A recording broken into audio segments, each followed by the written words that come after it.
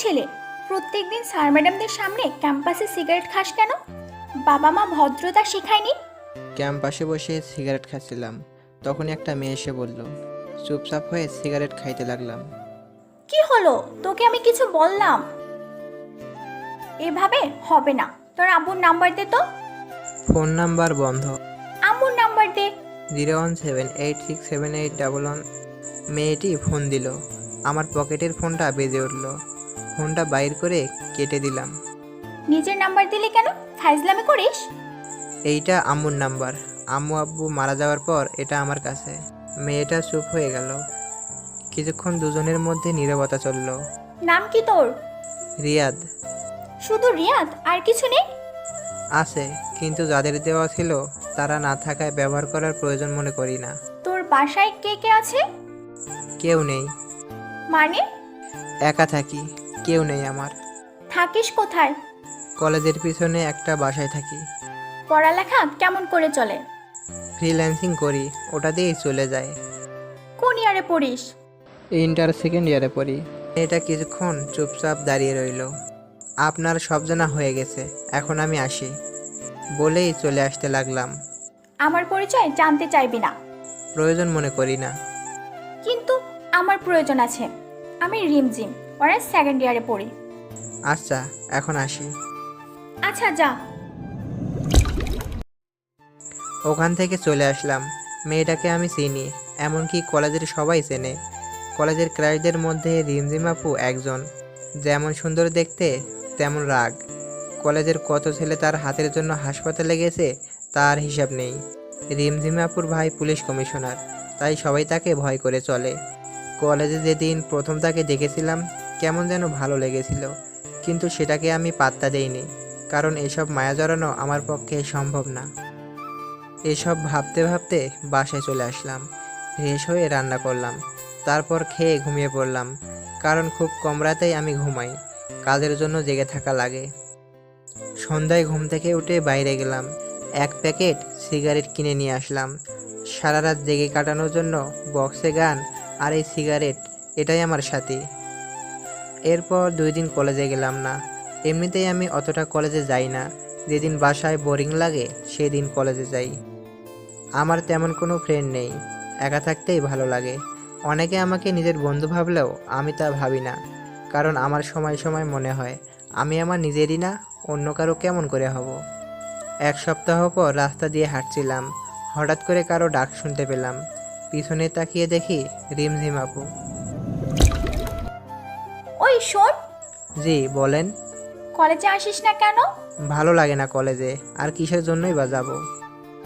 কেন, বন্ধু বান্ধবদের সাথে আড্ডা দিতে যাবি?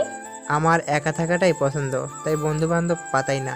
খুব অদ্ভুত কথা বলিস তো দেখছি। আমি এমনই। কাল কলেজে আসবি? দেখি। দেখি না, আসবি?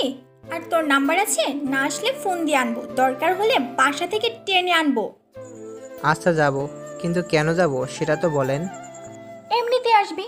আমি কারণ ছাড়া কারো কথা মানতে পারবো না, ওটা আমার অভ্যাস না। আপনি যদি কোনো কারণে ডাকেন তাহলে আমি যাব, কিন্তু অহেতুক বিনা কারণে ডাকলে আমি যেতে পারবো না। আসবি না মানে তোকে আসতেই হবে। আচ্ছা, আমি যাব। হুম, এই তো ভালো ছেলের মতো কথা। আচ্ছা, আমি এখন আসি। কই যাবি? আমি নামিয়ে দিচ্ছি, আয়। ধন্যবাদ বলার জন্য, কিন্তু আমি হেঁটেই চলে যেতে পারবো। আচ্ছা যা ইচ্ছে কর, কিন্তু কাল যেন কলেজে তোকে দেখি। আমি যখন বলেছি নিশ্চয়ই যাব। মনে থাকে যেন। কথাটা বলেই রিমঝিম আপু চলে গেল। আমিও বাসায় চলে আসলাম। রাতে খেয়ে ঘুমিয়ে পড়লাম, কারণ আজ কোনো কাজ নেই। সকালে ঘুম থেকে উঠে ফ্রেশ হয়ে ব্যাগটা ঘাড়ে নিয়ে বেরিয়ে পড়লাম। কলেজের সামনে একটা চায়ের দোকান, ওখানে গিয়ে চায়ের অর্ডার দিয়ে সিগারেট খেতে লাগলাম। চা খেয়ে কলেজের ভিতরে গেলাম, একটা ক্লাস করে বের হয়ে আসলাম। বাইরে আসতেই রিমঝিম আপু সামনে এসে দাঁড়ালো। আপনি? আয়। রিমঝিম আপুর পিছন পিছন যেতে লাগলাম। কি জানি আবার নিজের ভাইকে ডাক দিল নাকি, যদি আবার জেলে দিয়ে দেয় কলেজের আইন ভঙ্গ করার জন্য। এই যে আপু, কই যান? রিমঝিম আপু আমার দিকে একবার তাকিয়ে আবার হাঁটতে লাগলো। তারপর মাঠের এক কোণায় গিয়ে বসলো। আমি গিয়ে পাশে দাঁড়িয়ে রইলাম। কি হলো, বস। আমি একটু দূরত্ব বজায় রেখে বসলাম। এত দূরে গিয়ে বসলি কেন? কাছে এসে বস। না, ঠিক আছে। আমার ঠিক নেই, কাছে এসে বস। তারপর একটু কাছে গিয়ে বসলাম। সকালে খেয়েছিস? খেয়েছি। দেখলাম তো কলেজের সামনে দোকানে কি খেলি। আমার সকালে খাওয়া লাগে না, ওই দুটো জিনিস দিয়েই সকাল পার হয়ে যায়। তোর বাসায় রান্না করে কে? আমি করি। তুই রান্না করতে পারিস? হুম। যাক, ভালোই হলো। কেন বলুন তো? আমি তো রান্না করতে পারি না। তাতে ভালোর কি হলো? ও তোকে বুঝতে হবে না। তারপর দুজনে কিছুক্ষণ চুপচাপ রইলাম। আচ্ছা, তুই এমন এলোমেলো থাকিস কেন? এলোমেলো থাকাটাই ভালো লাগে, কারোর জন্য গুছিয়ে থাকবো। তোর কথার মধ্যে কোনো রসকস নেই। সকলের মন জোগানো কথা আমি বলতে পারি না, তাই হয়তো সবার আমার কথা ভালো লাগে না। আচ্ছা বাদ দে, চল। কোথায়? সকাল থেকে কিছু খাইনি, ক্ষুধা লেগেছে, চল কিছু খেয়ে আসি। আপনি যান, আমি বাসায় যাব। আমি বাসায় নামিয়ে দিয়ে আসবো, এখন চল। না, আমার খিদে নেই। আরেকটা কথা বললে তোর খবর আছে। তারপর রিমঝিম আপু হাত ধরে টানতে টানতে ওর গাড়িতে নিয়ে গেল। গাড়ি চালিয়ে একটা বড় রেস্টুরেন্টে আসলো। দুজনে ভিতরে গেলাম। কি খাবি বল? না, কিছু খাবো না। মেজাজ খারাপ করবি না, বলে দিলাম। আমি কিছু না বলেই চুপচাপ বসে রইলাম। রিমঝিম আপু নিজেই খাবারের অর্ডার দিল। কিছুক্ষণ পর খাবার চলে আসলো। আমি শুধু খাবার নাড়াচাড়া করতে লাগলাম, কারণ খাওয়ার কোনো ইচ্ছেই আমার নেই। সেটা হয়তো রিমঝিম আপুর চোখে পড়ছে। রিমঝিম আপু আমার দিকে রাগি লোক নিয়ে তাকালো। হলো, খাচ্ছিস না কেন? ইচ্ছে নেই। ইচ্ছে নেই কেন? জানি না। তারপর রিমঝিম আপু আমার কাছে এসে আমার মুখের সামনে খাবার ধরলো। নে, খেয়ে নে। করুণা করছেন? করুণার কি দেখলি? যা করছেন সবই তো করুণা। না হলে একদিনের চেনা জানায় আপনি আমাকে এখানে খাওয়াইতে নিয়ে আসতেন না। এটা করুণা ছাড়া কি? রিমঝিম আপু রাগ করে সব খাবারে পানি ঢেলে দিল। বিল দিয়ে আমার হাত ধরে টানতে টানতে বাইরে নিয়ে আসলো। বাসায় চলে যা। আমি কিছু না বলে ওখান থেকে হাঁটতে ধরলাম। কি মেয়ে রে বাবা, নিজেই ডাকলো আবার নিজেই তাড়িয়ে দিল। বড় লোক তো, তাই মনে হয় অন্যের জীবন নিয়ে চিন্তা করে না, শুধু নিজের মর্জিতে সবাইকে চালাতে চায়। কি জন্য যে কলেজে আসলাম, ভালো লাগছিল না, তাই আর বাসায় গেলাম না। দুইটা সিগারেট কিনে নদীর পাড়ে গিয়ে বসলাম। সিগারেট ধরিয়ে গাছের নিচে বসে নদীর পানি চলাচল দেখতে লাগলাম। একটু পর ফোনটা বেজে উঠল। Unknown number. ফোনটা রিসিভ করলাম। ফোনটা রিসিভ করার পর ওপাশ থেকে একটা মেয়েলি কণ্ঠ শুনতে পেলাম। কথা শুনে বুঝতে পারলাম রিমঝিম আপু। কই আছিস? কে আপনি? কই আছিস সেটা বল, এসে দেখাচ্ছি আমি কে। নদীর ধারের গাছের নিচে বসে আছি। দাঁড়া, আমি আসছি, কোথাও যাবি না। প্রায় 10 মিনিট পর রিমঝিম আপু আসলো। এখানে কি করিস? বসে আছি। কেন বলুন তো? তোর হাতে ওইটা কি? কই, কিছুই তো নয়। সত্যি বল, হাতে কি? সিগারেট। আপু সিগারেটটা নিয়ে ফেলে দিল আমার হাত থেকে। আজকের পর থেকে কোনোদিনও যেন আমার সামনে সিগারেট খাওয়া না দেখি। কিছু না বলে চুপ করে বসে রইলাম। বাসায় যাবি না? বাসায় গিয়ে কি করব? বাসায় গিয়ে নাচবি, আর কি করবি? আমার বাসায় যেতে ইচ্ছা করছে না। আপু আমার পাশে বসলো, তারপর বলল, সরি তখন তোকে রাগ দেখানোর জন্য। এসব বাদ দেন তো, অভ্যাস আছে, আমি কিছু মনে করিনি। আসলে তুই তখন ওই কথাটা বলার পর মেজাজটা খুব খারাপ হয়ে গেছিল। ভুল তো কিছু বলেছিলাম না। রিমঝিম আপু আমার দিকে তাকালো। কি বলবি আবার বল, কিন্তু এই কথাটা যেন তোর মুখে আর কোনোদিন না শুনি, বুঝলি? বুঝলাম। আপনি বাসায় যাবেন না? যাবো, কিন্তু এটা বল, তুই আমাকে আপনি করে বলিস কেন? তাহলে কি বলবো? তুমি করে বলবি। আপনি আমার সিনিয়র, আপনাকে আপনি বলেই ডাকা আমার মনে হয় উচিত হবে। বলছি না আপনি বলবি না, কানে কথা যায় না তোর? রিমঝিমাপুর চিল্লানি শুনে বুকটা কেঁপে উঠল। খুব ভয় পেয়ে গিয়েছিলাম। আচ্ছা, ডাকবো না, আজ থেকে তুমি বলেই ডাকবো। মনে থাকে যেন। অনেকক্ষণ ধরে দুজনে চুপচাপ বসে রইলাম। নদীর ধারে হালকা বাতাস বইছে, খুব সুন্দর লাগছে। জানো রিমঝিম, আমার বাবা আমাকে ছোট থাকতে বিকেল করে প্রতিদিন এখানে ঘুরতে নিয়ে আসতেন। মন খারাপ করিস না, দেখবি তোর সাথে এখন থেকে যা হবে সব ভালো হবে। হঠাৎ করে রিমঝিম আপু আমার কাঁধে মাথা রাখলো। ব্যাপারটা খুব অদ্ভুত লাগলো। আমি চুপ করে রইলাম। আজ থেকে কখনো নিজেকে একা মনে করবি না। এখন থেকে সব সময় আমাকে তোর পাশে পাবি, কথা দিলাম। আমি কিছু না বলে মুচকি একটা হাসলাম। আমার মুখের দিকে তাকিয়ে রিমঝিম আপু বলল, কি হলো, হাসছিস কেন? না এমনি। চল এখন বাসায় যাব। চলো। রিমঝিম আপু আমাকে রাস্তার মোড়ে নামিয়ে দিয়ে চলে গেল।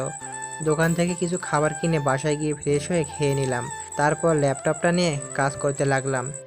একটু পর ফোনটা বেজে উঠলো। ফোনটা ধরলাম।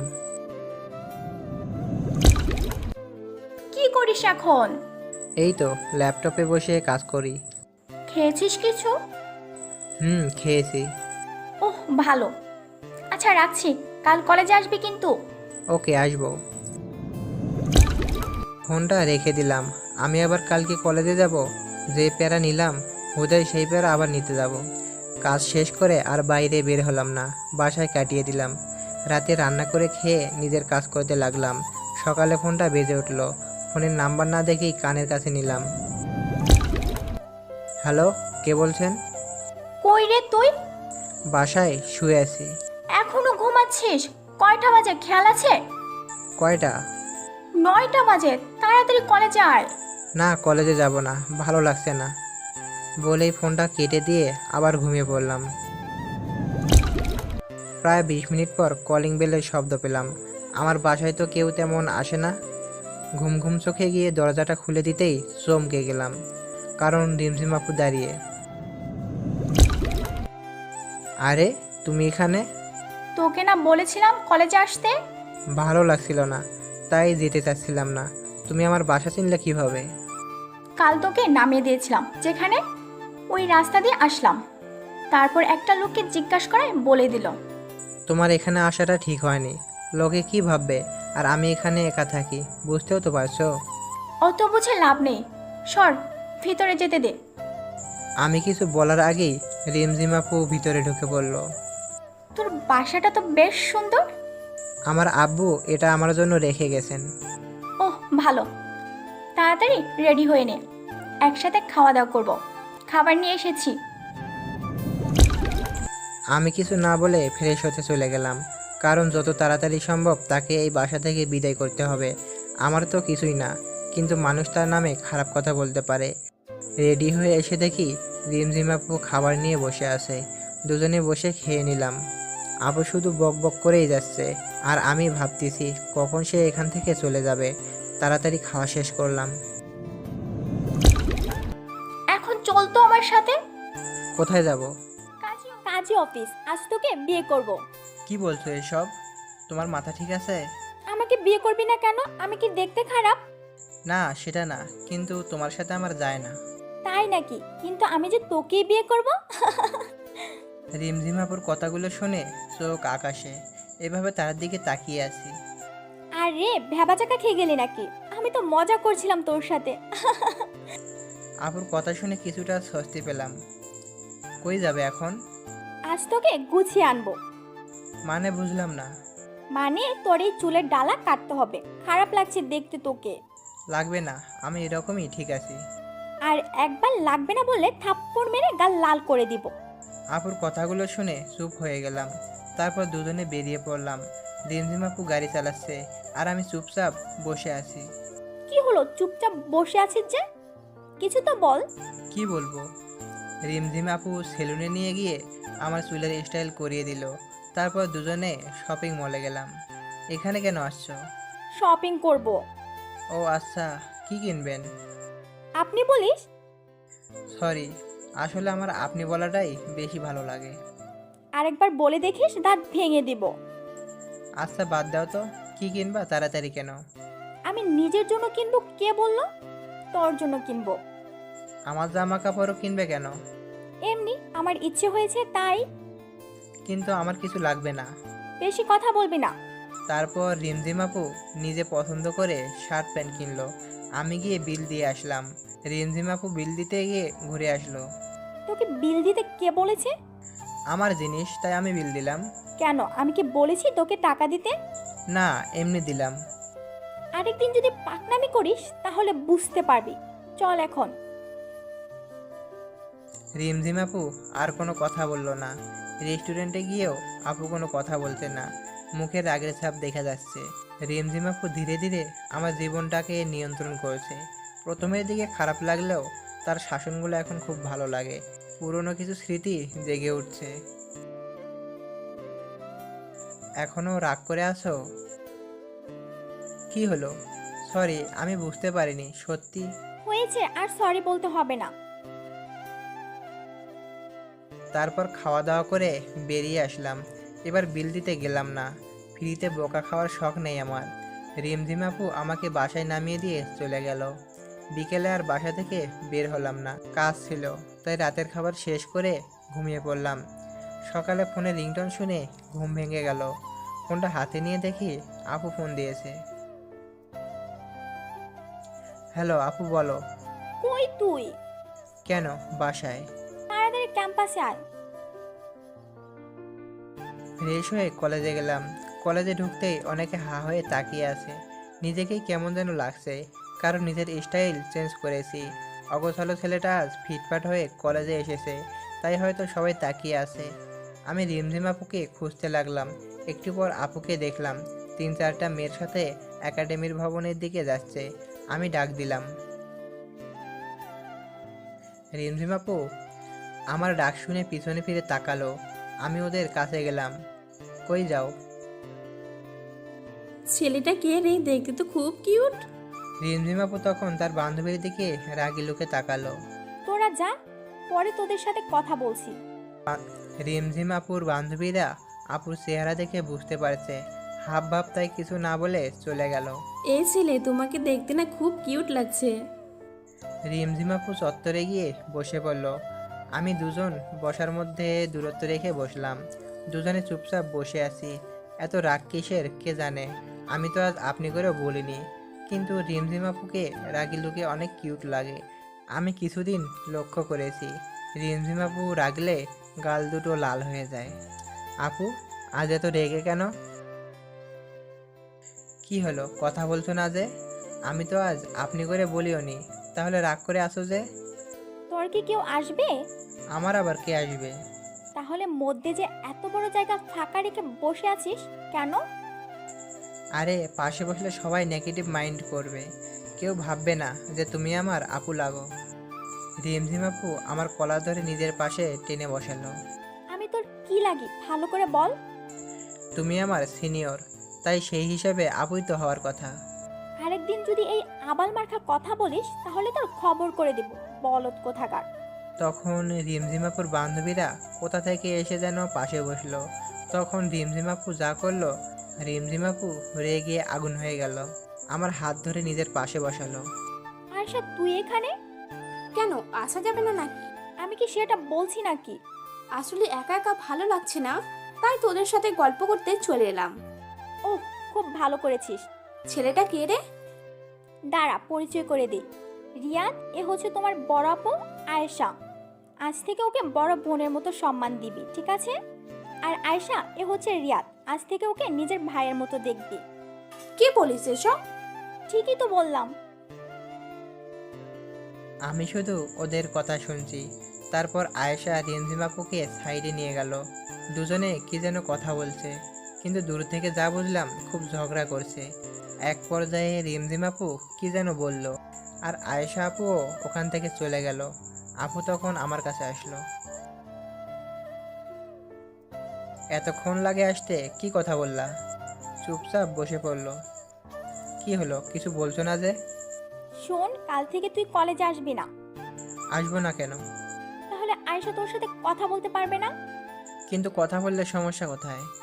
সমস্যা আছে, ওর সাথে কথা বলা দরকার নেই। আমি কথা না বললেই তো হলো, তাতে কলেজে না আসার কি হলো? সেটাও কথা। তুই আয়েশার সাথে কথা বলবি না, এমনকি কোনো মেয়ের সাথে কথা বলবি না, ঠিক আছে? আর যদি দেখি তাহলে তোর একদিন কি আমার একদিন। কি বলবো ভেবে পাচ্ছি না। রিমঝিমাপুর এমন আচরণ আমার বেশ অবাক করেছে। কি হলো, কথা বল, মনে থাকবে তো? থাকবে। এই তো ভালো ছেলে, এখন ক্লাসে যা। রিমঝিমাপু নিজের ক্লাসে গেল, আমি আমার ক্লাসে গেলাম। এভাবে বেশ কয়েকদিন পার হয়ে গেল। রিমঝিমাপু আমার জীবনটাকে নিজের মতো চালাতে শুরু করলো, যেমন কোনো আপনজন করে। এইসব করার অধিকার আমি রিমঝিমাপুকে অনেক আগেই নিজের মন থেকে দিয়ে দিছি, কারণ আমি মনে মনে রিমঝিমাপুকে অনেকটা ভালোবেসে ফেলেছি। নিজের এই মনটাকে অনেকবার বোঝাতে চেষ্টা করেছি তার সাথে আমার যায় না, কিন্তু মনটা মানেনি, ছুটে গেছে তার কাছে। আমি জানি আমি যেদিন রিমঝিমাপুকে আমার ভালোবাসার কথা বলবো সেদিন হয়তো সব শেষ হয়ে যাবে, আর আমি সেটা চাই না। তাই আমি তাকে নীরবে ভালোবেসে যাব, কখনো তার কাছে নিজের ভালোবাসার দাবি নিয়ে যাব না। হয়তো শেষে আমার ভালোবাসাটা এক কোণে পড়ে রয়ে যাবে। কথাগুলো ভাবতে ভাবতে মনটা খারাপ হয়ে গেল। কি রে, মন খারাপ? এভাবে বসে আছিস কেন? কই না তো। মিথ্যা বলবি না। তেমন কিছু না আপু। আচ্ছা বাদ দে, আয় তোর সাথে একজনকে পরিচয় করিয়ে দিই। আমি রিমঝিমাপুর সাথে গেলাম। রিমঝিমাপু কাকে যেন ফোন দিয়ে ডাকলো। একটু পর একটা ছেলে বাইক নিয়ে আসলো। রিয়াদ, এ হলো রনি, আমার কাজিন। আর রনি, এ হলো রিয়াদ। হাই, কেমন আছেন? হ্যালো, তুমি রিয়াত? হুম। আপনি আমাকে চেনেন? না, কিন্তু রিমঝিমের মুখে তোমার কথা অনেক শুনেছি। এই বয়সে তুমি একাই চলাফেরা করো, এটা অনেক ভালো ব্যাপার। আমার আব্বু একটা কথা বলতেন, পাশে যখন কেউ থাকবে না তখন নিজে উঠে দাঁড়াতে হয়। উঠে দাঁড়ানোর সময় কাউকে পাশে পাবি না, তাই নিজে নিজে চলতে শিখতে হবে। আর আমি একাই চলতে শিখে গেছি। সামনের দিনগুলোতেও একাই হয়তো থাকতে শিখে যাব। কথাটা বলার পর রিমঝিম আপু আমার দিকে তাকালো। তারপর তিনজনে বসে অনেক কথা বললাম। রিমঝিম আপু রনির বাইকে করে বাসায় চলে গেল, আর আমি আমার বাসায় চলে আসলাম। রনি নাকি এখন থেকে আমাদের কলেজেই পড়বে। পরের দিন ঘুম থেকে উঠে ফ্রেশ হয়ে কলেজের দিকে বেরিয়ে পড়লাম। কলেজে ঢোকার আগে চায়ের দোকানে গেলাম, 1 কাপ চা অর্ডার দিলাম। চা আসতে আসতে একটা সিগারেট কিনে ধরালাম। এর মধ্যে রিমঝিম আপুর ফোন। হ্যালো। কই তুই? এই তো যাচ্ছি। তাড়াতাড়ি আয়। চা আর সিগারেট খেয়ে কলেজে গেলাম। রিমঝিম আপু মাঠের এক কোণে বসে আছে। আমি রিমঝিম আপুর থেকে একটু দূরে গিয়ে বসলাম। রিমঝিম আপু আমার কাছে চেপে আসলো। আমি চুপচাপ আছি। তোকে কতবার বলেছি সিগারেট খাস না। তুমি হয়তো একদিন চলে যাবে, কিন্তু এইটাই হয়তো আমার পাশে থেকে যাবে। আমার কথাটা শুনতে পেয়ে কিছুক্ষণ চুপচাপ আমার দিকে তাকিয়ে রইল। তুই কি কিছুই বুঝিস না? কেন? কি আবার বুঝলাম না? কিছু না। রিমঝিম আপু মন খারাপ করে বসে রইল। আমি চুপচাপ তার মায়াবতী মুখটা দেখতে লাগলাম। তারপর আপু উঠে কিছু না বলে চলে যেতে লাগলো। আমি পিছন থেকে ডাক দিলাম, কিন্তু শুনলো না। নিজের গাড়িতে গিয়ে বসলো। আমি গাড়ির সাইডে দাঁড়িয়ে রইলাম। কিছুক্ষণ পরে গাড়ি গ্লাস খুললো। চোখ দুটো লাল হয়ে আছে।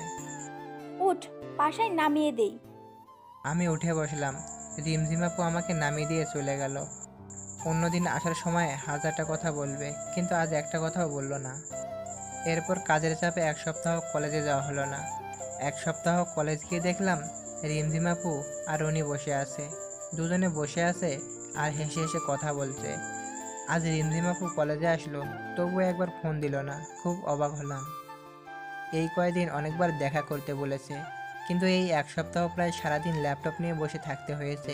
অনেক বড় একটা ক্লায়েন্ট পাওয়ায় কাজ অনেক বেশি ছিল। আমি ভাবলাম ও হয়তো ভাবছে আমি কলেজে আসবো না, তবু একটা ফোন তো দিতে পারতো। আমি ওদের না দেখার ভান করে ক্লাসে যেতে লাগলাম। তখন পিছন থেকে রিমঝিম আপু ডাক দিল। আমি ওদের কাছে গেলাম। কেমন আছিস? ভালো। আপু তুমি? ভালো। বস এখানে। ওদের থেকে একটু দূরত্ব বজায় রেখে বসলাম। ওরা দুজনে কথা বলছে আর আমি চুপচাপ ফোন টিপতেছি। এর মাঝে রিমঝিম আপু আমার সাথে একটা কথাও বলেনি। ব্যাপারটা খুব খারাপ লাগলো। অন্যদিন কলেজে না আসলে ডেকে এনে ঘন্টার পর ঘন্টা কথা বলতো, আর আজ পাশে বসে আছি, তাও মুখ ফুটে একটা কথাও বলছে না। 1 সপ্তাহে এতটা বদল! তোমরা একটু কথা বলো, আমি স্যারের সাথে কথা বলে আসি। রিমঝিম আপু উঠে চলে গেল। জানো রিয়াদ, রিমঝিমের মতো মেয়ে পাওয়া ভাগ্যের ব্যাপার। মানে বুঝলাম না। তুমি জানো না রিমঝিম আর আমার বিয়ে ঠিক হয়ে আছে। আমাদের পরীক্ষা শেষ হলেই বিয়ে দেওয়া হবে। রনির কথাটা শুনে বুকের ভেতরটা কেমন জানি করতে লাগলো, চোখ মুখ অন্ধকার হয়ে গেল। জানতাম এমন কিছু হবে, কিন্তু এত তাড়াতাড়ি হবে তা বুঝতে পারিনি।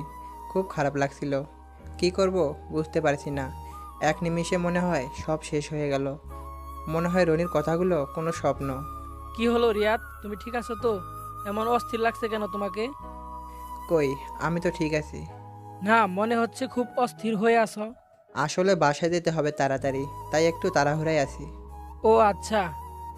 আচ্ছা, আমি চলে যাই। রিমঝিম আপু আসলে বলে দিয়েন আমি চলে গেছি। এখনই চলে যাবে? রিমঝিম আসুক। না, একটা বড় ক্লায়েন্ট নক দেওয়ার কথা আছে, আমাকে যেতেই হবে। আচ্ছা তাহলে যাও। আমি ওখান থেকে বাসায় চলে আসলাম। বাসায় এসে আব্বু আম্মুর ছবিটা হাতে নিয়ে বসে পড়লাম। খুব মিস করেছি তাদেরকে আজ। কেন তোমরা আমাকে এত তাড়াতাড়ি ছেড়ে চলে গেলে? আমার মতো অভাগা হয়তো খুব কমই আছে। ভালোবাসার মানুষগুলো সব একে একে ছেড়ে চলে যায়। প্রথমে তোমরা চলে গেলে, এখন রিমঝিম আপু। আম্মু জানো, আমি না রিমঝিম আপুকে খুব ভালোবাসি। রিমঝিম আপুর সাথে থাকলে তোমার কথা খুব মনে পড়ে। রিমঝিম আপু একদম তোমার মতো শাসন করে। তুমি যেমন আমাকে খাইয়ে দিতে, রিমঝিম আপু আমাকে মাঝে মাঝে খাইয়ে দিত। কোনো ভুল করলে বকা দিত। তুমি যেমন আমাকে একা ছেড়ে চলে গেলে, সেও চলে যাবে একদিন। কিন্তু আম্মু জানো, আমি না ওকে ভুলতে পারবো না। তোমাদের যেমন আমি কোনোদিনও ভুলতে পারবো না, তেমনি তাকেও কোনোদিন ভুলতে পারবো না। আমি কি করব তোমরাই বলো। খুব কষ্ট হচ্ছে আমার। বুকের ভেতরটা পুড়ে ছারকার হয়ে যাচ্ছে। শুধু তার কথাই মনে পড়ছে। আম্মু আব্বুর ছবি জড়িয়ে ধরে কান্না করতে করতে ঘুমিয়ে পড়লাম। মাঝরাতে ঘুম ভাঙলো। ঘুম ভাঙার পরে মনে হলো ঘটে যাওয়া ঘটনাগুলো স্বপ্ন ছিল। কিন্তু পরে বুঝতে পারলাম কিছুই মিথ্যে না। শুধু আজ আমার ভালোবাসাটা মিথ্যে হয়ে গেল, চাপা পড়ে গেল কষ্টের ভাঁজে। ঘুম থেকে যখন উঠে বুঝতে পারেন যে প্রিয় মানুষটা আর আপনার জীবনের অংশ হবে না, তখন যন্ত্রণার সীমানা থাকে না। তখন ইচ্ছে করেও হয়তো আর ঘুম হয় না। সিগারেটের প্যাকেটটা নিয়ে জানালার পাশে গিয়ে বসলাম। আর চাঁদের আলোটাও কেমন যেন ফ্যাকাশে মনে হচ্ছে। যে করেই হোক এই কষ্ট থেকে আমাকে সামলে উঠতে হবে। জীবনে অনেক কষ্ট পেয়েছি, আর কষ্ট নিতে পারবো না। সিগারেট ধরিয়ে বসে রইলাম।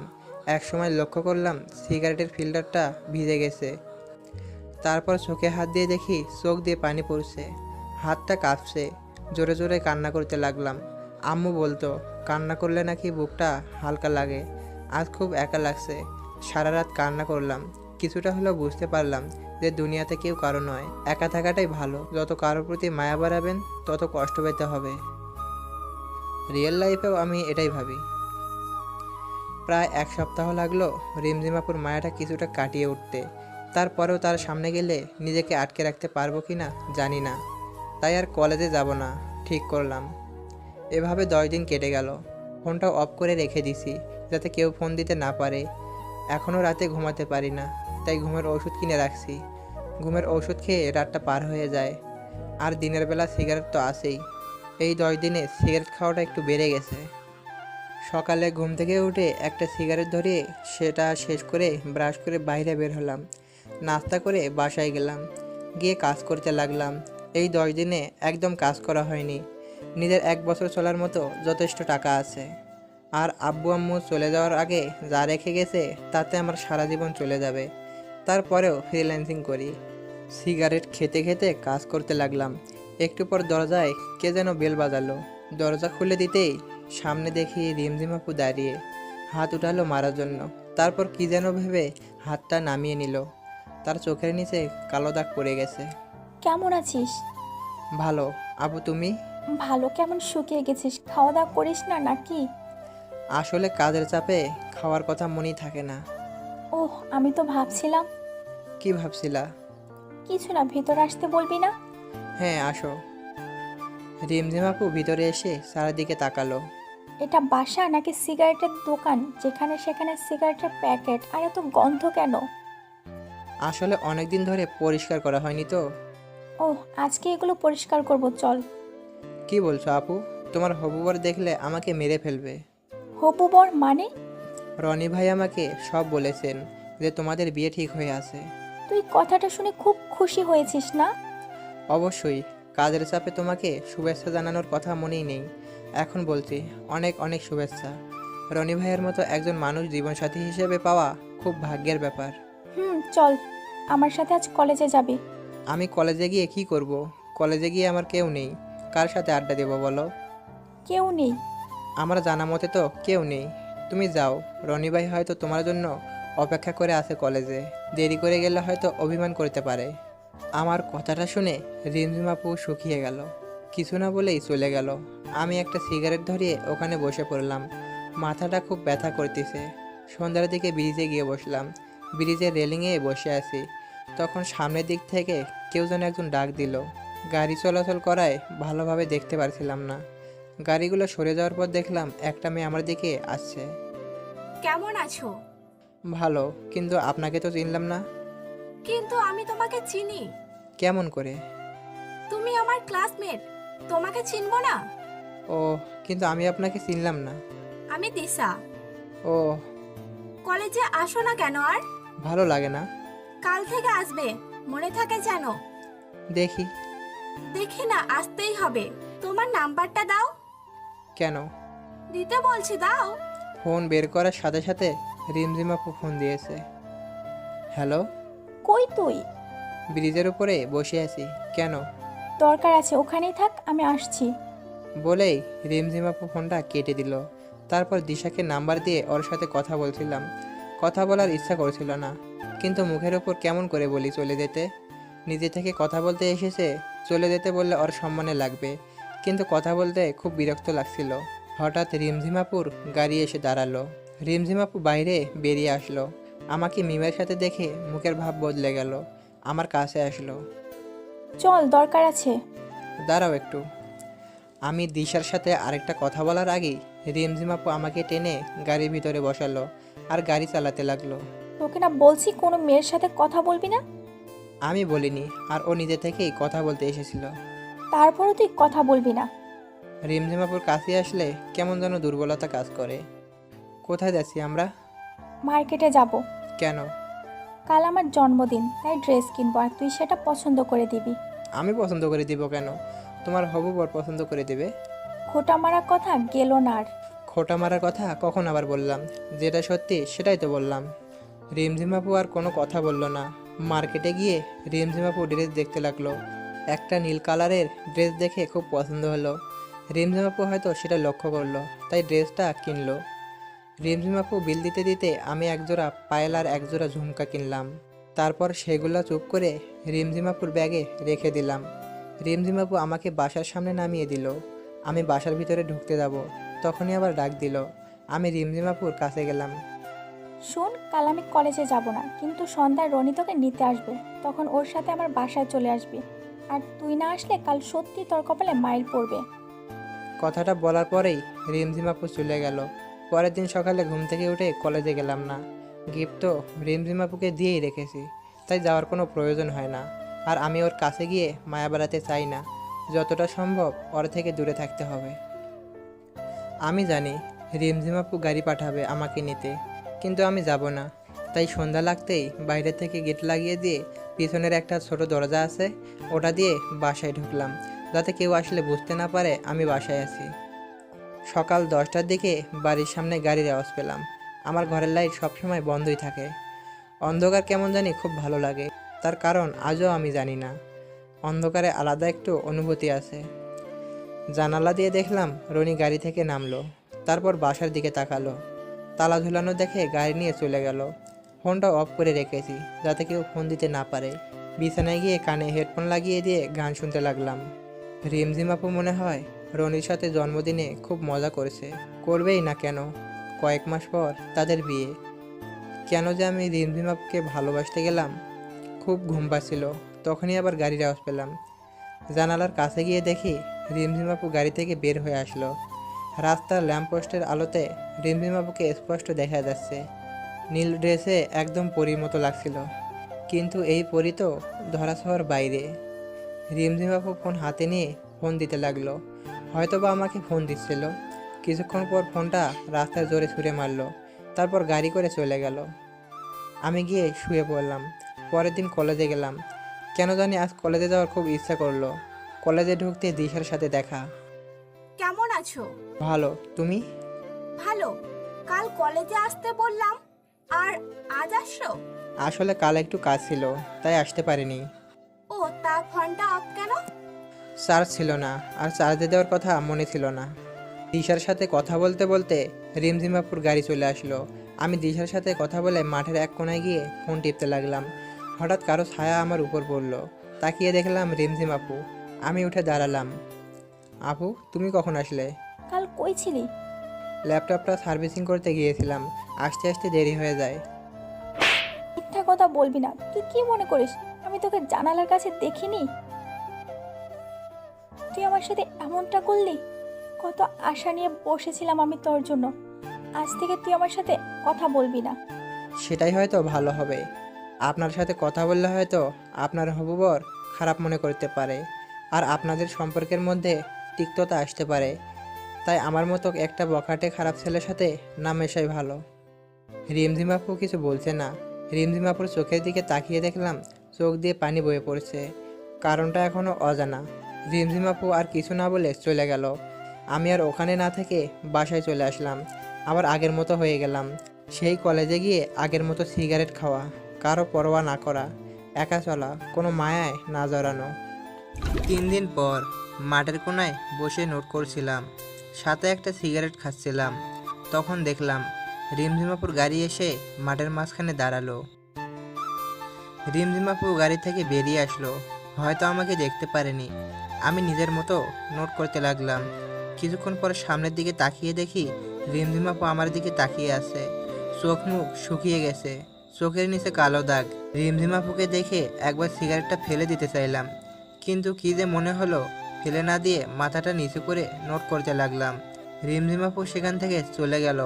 আমি একটু পর বাসায় চলে আসলাম। এরপর প্রতিদিন কলেজে গেলাম রিমঝিমাপুকে একটু আড়াল থেকে দেখার জন্য। প্রতিদিন নিজের মনকে বলি কালকে আর যাব না, কিন্তু পরের দিন ঠিকই কলেজে চলে যাই।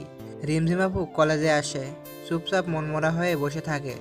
রনিকে দেখি তার সাথে বসে থাকতে। প্রতিদিন কলেজে গেলে দিশা মেয়েটা কথা বলতে আসবে। রিমঝিমাপু মাঝে মাঝে আমার সাথে ওকে কথা বলতে দেখে তাকিয়ে থাকে। হয়তো মেয়েটাকে আমার সাথে কথা বলতে দেখে নিষেধ করতে চায়। আমি খারাপ, হয়তো সেই জন্য। আমিও যতটা সম্ভব দিশার থেকে দূরে থাকি। এভাবে 20 দিন কেটে গেল। আজ 5 দিন হলো আর কলেজে যাই না। আজ কলেজে যেতে কেন জানি খুব মন চাইলো। ব্যাগটা নিয়ে কলেজে গেলাম। কলেজে গিয়ে চোখ দুটো কাকে জানি খুঁজছিল, কিন্তু তাকে খুঁজে পাচ্ছিল না। কলেজের চত্বরে বসেছিলাম। একটু পর একটা পুলিশের গাড়ি এসে দাঁড়ালো। গাড়ি থেকে একজন পুলিশ অফিসার নেমে এসে চারিদিকে দেখতে লাগলো। তারপর আমাকে দেখে আমার দিকে আসতে লাগলো। বুকের ভেতরটা কেমন জানি করছিল। মনে হচ্ছিল দৌড় দিয়ে পালিয়ে যাই, কিন্তু আমি তো কোনো দোষ করিনি, তাই চুপচাপ বসে রইলাম। পুলিশ অফিসারটি আমার কাছে আসলো। তোমার নাম রিয়াদ? জি স্যার। তোমাকে আমার সাথে যেতে হবে, চলো। কিন্তু কেন? আর আপনি কে? আমি রিমঝিমের ভাইয়া। ও, কিন্তু কেন যাব? গেলেই বুঝতে পারবে। কিন্তু কোথায়? আমাদের বাসায়। আচ্ছা চলুন। রিমঝিমাপুকে দেখার খুব ইচ্ছে করছিল, আর মনে মনে খুব ভয় হচ্ছিল। রিমঝিমাপু কি এমন করলো যে রিমঝিমাপুর ভাই আমাকে তাদের বাসায় নিয়ে যাচ্ছে? কিছুক্ষণ পর রিমঝিমাপুদের বাসায় গিয়ে পৌঁছালাম। বাসার ভিতরে গেলাম। রিমঝিমাপুর ভাইয়া আমাকে বসতে বলে কোথায় যেন চলে গেলেন। আমি সোফায় বসে আছি। কিছুক্ষণ পর দুজন মহিলা আসলেন। একটু পর রিমঝিমাপুর ভাইয়া আর একজন লোক উপর থেকে নেমে আসলেন। হয়তো মহিলাদের মধ্যে একজন রিমঝিমাপুর মা আর একজন ভাবি, আর রিমঝিমাপুর ভাইয়ের সাথে লোকটি হয়তো তার বাবা। সবাই আমার সামনে বসলেন। আমি ভয়ে কুকড়ে মুকড়ে যাচ্ছিলাম। তাহলে তুমি রিয়াদ? জি, কিন্তু আপনারা আমাকে চিনেন কেমন করে? রিমঝিম বলেছে, এমনকি তোমার ব্যাপারে সব জানি আমরা। তুমি কি জানো যেদিন তুমি রিমঝিমের বার্থডেতে আসনি, সেদিন ও বাসার সব জিনিসপত্র ভেঙে ফেলে তোমার কথা ও প্রত্যেকদিন আমাদের কাছে এসে বলতো। আমার মেয়েটা জীবনে যা কিছু চেয়েছে তাই এনে দিয়েছে, কিন্তু শেষমেশ যা চাইলো তা আমার এনে দেওয়ার ক্ষমতা নেই। কি চেয়েছে আপু? শুধু তোমাকে চেয়েছে। আমাকে মানে? তোমাকে। আমার মেয়েটা যে তোমাকে পাগলের মতো ভালোবাসে। ও যখন আমাকে এসে বলল যে ও তোমাকে ভালোবাসে, তখন ও চোখে মুখে খুশি দেখে আমি বেশ অবাক হই। কারণ আমি এতটা খুশি ওকে কখনোই দেখিনি। তোমার সাথে কিছুদিন আগে ঝগড়া হওয়ায় বাসায় এসে কান্নাকাটি করে, ভালো মতো খাওয়া দাওয়াও করে না, শুধু বলে রিয়াদকে এনে দেও, দয়া করে আমাদের ফিরিয়ে দিও না, আমার মেয়েটা তোমাকে ছাড়া মরে যাবে। আরে কি করছেন? আপনি আমার গুরুজন, আপনার মাথা নত করা শোভা পায় না, কিন্তু আমার মতো একটা অনাথ ছেলের কাছে আপনার মেয়েকে দেবেন? আরেকবার ভেবে দেখুন। আমার মেয়ের খুশিতেই আমরা খুশি। আচ্ছা, আপনারা যা ভালো বোঝেন, কিন্তু রিমঝিম আপু কোথায়? উপরে আছে, যাও, প্রথম রুমটাই ওর। রিমঝিম আপুর রুমে গেলাম, দরজা খোলাই আছে, কিন্তু জানালা সব বন্ধ। ঘরের ভিতরটা কেমন যেন অন্ধকার হয়ে আছে। রিমঝিম আপু ঘুমিয়ে আছে, চোখের নিচে কালো দাগ পড়ে গেছে, সারা রাত হয়তো ঘুমায় না। আমি চুপচাপ গিয়ে রিমঝিম আপুর পাশে শুয়ে পড়লাম। একটু পর রিমঝিম আপুর ঘুম ভেঙে গেল, আমার দিকে একভাবে তাকিয়ে আছে, কিছু বলতে যাবে তার আগেই রিমঝিম আপুর গোলাপি ঠোঁট দুটোর সাথে আমার ঠোঁট এক করে দিলাম। রিমঝিম আপু ছটফট করতে লাগলো, কিন্তু আমি ছাড়বার পাত্র নই। কিছুক্ষণ পর রিমঝিম আপু চুপ হয়ে গেল, তখন রিমঝিম আপুকে ছেড়ে দিলাম। রিমঝিম আপুকে ছেড়ে দেওয়ার সাথে সাথে তোর সাহস কি করে হয় আমাকে কিস করার? আর তুই এখানে কি করিস? কি হলো, কথা বলছিস না কেন? এখানে কি করিস? আমার বউয়ের কাছে আমি আছি। কার কি বউ মানে? বউ মানে বউ? আমি কারো বউ না। ও, তাহলে তুমি আমাকে ভালোবাসো না? না, আমি রনিকে ভালোবাসি। ও আচ্ছা, ঠিক আছে। আমি তো ভাবছিলাম তুমি আমাকে ভালোবাসো, কিন্তু তুমি যখন আমাকে ভালোবাসো না, তাহলে কি আর করার, আমি দিশার কাছেই যাই। মেয়েটা কি ভালো, রাগ করে না, প্রতিদিন একটা করে কিস দেয়। কি বললি? দিশা তোকে কিস দেয়? এত বড় সাহস ওর? তুমি রাগ করছো কেন? তুমি তো আমাকে ভালোবাসো না। রিমঝিম আপু আমার চোখের দিকে তাকিয়ে আছে, কিছু বলছে না। তারপর উল্টো দিক হয়ে শুয়ে পড়ল। আমি পিছন থেকে জড়িয়ে ধরলাম। রিমঝিম আপু নিজেকে ছাড়াবার চেষ্টা করছে, কিন্তু পারছে না। এত রাগ কোথা থেকে আসে তোমার? আমি জানি তুমি আমাকে ভালোবাসো, তোমার আব্বু আর ভাইয়া আমাকে সব বলেছে, বুঝলা?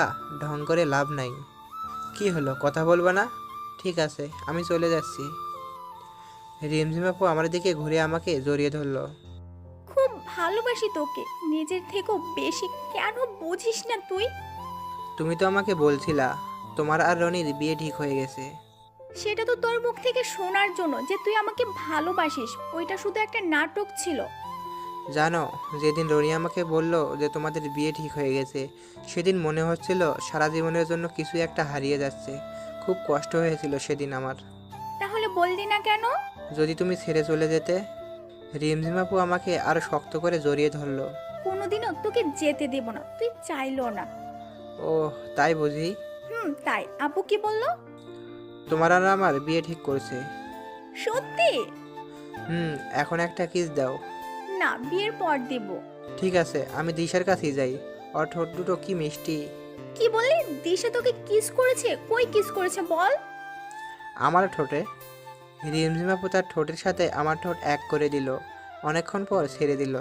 তোর ঠোঁটে শুধু আমার ছোঁয়া থাকবে, আর কারো না। আর ওই মেয়েকে আজ আমি জেলে দেব। আরে আরে, আমি তো মিথ্যা বলছি, দিশার সাথে আমার কিছুই হয়নি। কুত্তা বাদর, আমাকে কষ্ট দিয়ে ভালো লাগে তোর, তাই না? আরে আপু, আমি আবার কি করলাম? আপু কাকে বললি? সরি, আর বলবো না। মনে থাকে যেন। এখন ওঠো, চলো। খাওয়া দাওয়া মনে হয় আর করো না, শরীরের কি অবস্থা করেছো। না, উঠবো না, এইভাবেই শুয়ে থাকবো। আচ্ছা, তুমি শুয়ে থাকো, আমি নিচ থেকে খাবার নিয়ে আসছি। লাগবে না, চুপচাপ শুয়ে থাক। রিমঝিম আপু আমাকে জড়িয়ে ধরে শুয়ে আছে, আর আমি পুরনো কথাগুলো মনে করে হাসতেছি। কি থেকে কি হয়ে গেল, সময় বড় অদ্ভুত, কার কপালে কি লেখা আছে কেউ বলতে পারে না। আর কতক্ষণ শুয়ে থাকবা, এবার তো ওঠো। বললাম তো উঠবো না। আমি রিমঝিম আপুকে নিজের থেকে ছাড়িয়ে নিলাম, তারপর রিমঝিম আপুকে কোলে তুলে নিয়ে নিচে নিয়ে আসলাম, কেউ দেখার আগে নামিয়ে দিলাম। কিছু খেয়ে নাও। পারবো না খেতে, খাইয়ে দে। আচ্ছা দাঁড়াও। আমি রিমঝিম আপুর আম্মুকে ডাক দিলাম। একটু পর তিনি আসলেন, তারপর খাবার বেড়ে দিলেন। রিমঝিম আপু রুমে চলে গেছে, আমি খাবার নিয়ে রুমে আসলাম। রিমঝিম আপু বসে আছে। কি হলো, চলে আসলা যে? এমনি খাইয়ে দে। আমি রিমঝিম আপুকে খাইয়ে দিলাম। খাওয়া শেষ করে রিমঝিম আপুকে নিয়ে বাইরে ঘুরতে বের হলাম। আজ আমি খুব খুশি, কিন্তু আব্বু আম্মু থাকলে আরও ভালো হতো। সন্ধ্যায় রিমঝিম আপুকে বাসায় রেখে চলে আসলাম। পরের দিন সকালে রিমঝিম আপুকে ফোন দিয়ে তাদের বাসায় ডাকলাম। যাওয়ার পর দেখি সবাই বসে আছে। রিয়াদ, রিমঝিম চাইছে তোমাদের বিয়েটা কালকেই হোক। কিন্তু আঙ্কেল, এত তাড়াতাড়ি? আর আমি তো এখনও পড়ালেখা করি। আঙ্কেল, এটা নয় যে আমি রিমঝিম আপুকে বিয়ে করার পর আমি তাকে ভালোভাবে রাখতে পারবো না। আমার আব্বু আম্মু যা রেখে গেছে তাতে আমি সারা জীবন বসে খেলেও শেষ হবে না। কিন্তু আমি এখন বিয়ে করতে চাচ্ছি না। তখন রিমঝিম আপু সাইডে রাখা ফুলদানিটা ছুঁড়ে মারল দেওয়ালে। আমি যখন বলছি কাল বিয়ে হবে তার মানে কালই বিয়ে হবে, আর বিয়ে না হলে আমি কিছু একটা করে ফেলবো আর তার দিয়েই তোমরা হবে। কথাটা বলেই রিমঝিম আপু উপরে চলে গেল। সবাই চুপচাপ হয়ে গেল। আচ্ছা আঙ্কেল, আপনি বিয়ের ব্যবস্থা করুন। তুমি পারবে বাবা আমার পাগলিট মেয়েটাকে দেখে রাখতে। তোমাদের কাছে আমরা সারা জীবন ঋণী হয়ে থাকবো। আমি উপরে চলে আসলাম। রিমঝিম আপু ব্যালকনিতে গিয়ে দাঁড়িয়ে আছে। আমি রিমঝিম আপুকে পিছন থেকে জড়িয়ে ধরলাম। রিমঝিম আপু নিজের থেকে ছাড়াবার চেষ্টা করতে থাকলো, কিন্তু পারলো না। আমি রিমঝিম আপুর কানে একটা আলতো করে কামড় দিলাম। রিমঝিম আপু আমাকে ধাক্কা দিয়ে দূরে সরিয়ে দিল। আমি রিমঝিম আপুকে টান দিয়ে নিজের কাছে আনলাম। এত রাগ কোথা থেকে আসে শুনি? কথা বলবি না, সরে যা। কেন, আবার কি করলাম? তখন বিয়ে করতে রাজি হচ্ছিলি না কেন? এত তাড়াতাড়ি বিয়ে করে কি হবে? লাগবে না তোকে, দূরে যা তুই। পরে তো বললাম বিয়ের আয়োজন করতে। লাগবে না বিয়ে করতে, করবো না আমি বিয়ে। আমি তো করব। বিয়ে না করলে বউয়ের আদর পাবো কেমন করে? হইছে, আর ঢং দেখাবি না, সব জানা আছে আমার।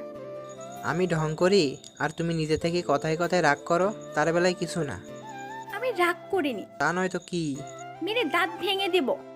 আগে দোষটা করে নেই, তারপর মাইর খাবো। মানে? দাঁড়াও, বুঝাই দিচ্ছি। তারপর রিমঝিমবাবুর ঠোঁটের সাথে আমার ঠোঁট এক করে দিলাম। 4 মিনিট পর ছেড়ে দিলাম। দাঁত ব্রাশ করে না, মুখে কি গন্ধ! কি বললি? দাঁড়া দেখাচ্ছি। রিমঝিমাপু আমাকে মারতে আসলো। আমি রিমঝিমাপুকে মুটকি বুড়ি এসব বলে রাগাতে লাগলাম, আর রিমঝিমাপু আমাকে মারার জন্য পিছনে দৌড়াতে লাগলো। পরের দিন আমাদের খুব ধুমধাম করে বিয়ে হলো। এভাবে চলতে লাগলো আমাদের জীবন। রিমঝিমাপু এখনও আমার উপর রাগ করে, কিন্তু বেশি সময় রাগ করে থাকতে পারে না। রিমঝিমাপু সবসময় আমাকে হাসি খুশি রাখার চেষ্টা করে।